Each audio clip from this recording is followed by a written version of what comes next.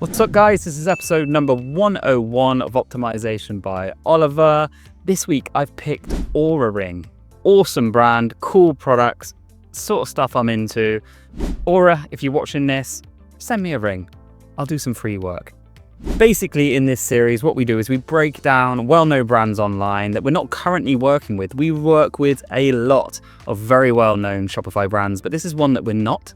And we, from a UX UI standpoint, show you what we would do if we were to optimize their store to turn more clicks into customers. Just for some context, that's what we've been doing for 12 years. That's what a team of 60 plus CRO experts does at my company ConversionWise for brands every single day. Let's jump into the transformation and start with the homepage. So let's look at this holistically. Let's look at a zoomed out approach, and it's very important to mention. Right now, we don't have any access to any sort of data. We don't work with Oura. Obviously, we would do full data analysis if we were to work with them, but based on UX UI best practices, this is the design we came up with. We tick the box with trust and credibility. We remind people of a high ticket item that there is a money back guarantee. We have that all important social proof. Now, I don't care how big you are as a brand. Social proof will help you sell.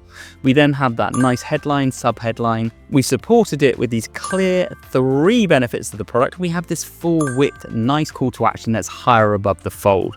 We then buffered that with some social proof.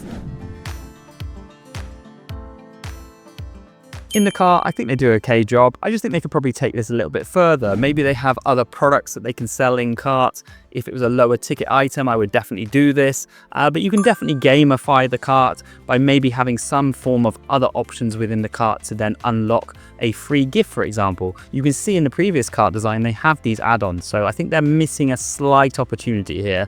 But what they are missing is the actual CTA within the fold on the cart on mobile. Make sure you stick it to the bottom of that fold, back it up with payment seals as a form of trust and that all-important guarantee.